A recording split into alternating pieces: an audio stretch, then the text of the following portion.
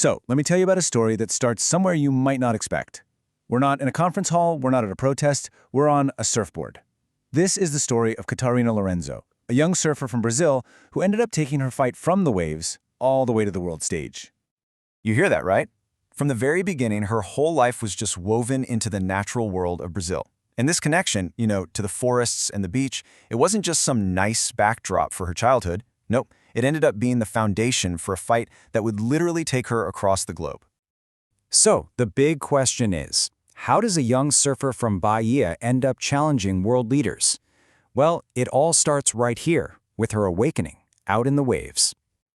I mean, can you even imagine growing up in a family with more than 30 surfers? For Catarina, the ocean wasn't just a fun hobby. It was a legacy. It was home. And you know what? It was her very first teacher. But that perfect world started to show cracks in these quiet, really personal moments. At age 2, she's catching her first wave. Awesome, right? But by 9, she's seeing dead, bleached coral for the first time. She watched the rains just stop coming for her grandfather's farm, and she started asking why. See, these weren't some abstract headlines. This was happening in her own backyard. And then there was this one day. She's just 9 years old, swimming in a pool she's known her whole life, and she realizes the water is way too hot. And her first thought wasn't even about herself. It was, if I can't stand it, how can the fish and other animals? A simple swim just turned into this really profound question about the world. And then in the classroom, all those little pieces, they just clicked into place. The hot water, the dead coral, the crops failing, it all had a name: climate change. School didn't really teach her something brand new, it just gave a name to what the ocean had already been showing her for years. So this deeply personal realization, well, it didn't stay personal for long. It lit a fire that took her from the beaches of Bahia and put her directly on the world stage. 12. That's it. That's how old Catarina Lorenzo was when she stepped into the global spotlight. Just 12 years old. And her first move on that world stage, well, it was audacious. She, along with some other young activists, decided to take on 5 of the world's major economies. And yeah, that included her own country, Brazil. Okay, so here's what went down. On September 23, 2019, Catarina and 15 other kids, including Greta Thunberg, filed this historic complaint to the United Nations. And their argument was, honestly, revolutionary. They said that by failing to act on their climate promises, these powerful nations were violating the fundamental rights of children. This was the first time anything like this had ever been brought by kids to the UN. Speaking at UNICEF, she just laid it out with such powerful clarity. The argument wasn't about complicated policies, no. It was about something much more fundamental: the right to a future. A right, she says, her generation is being denied. But here's the thing you've got to understand about Catarina. Even while her voice was echoing in the halls of the UN, she never forgot where she came from. Her activism has always been this two-front battle. It's global, for sure, but it's also deeply, deeply local.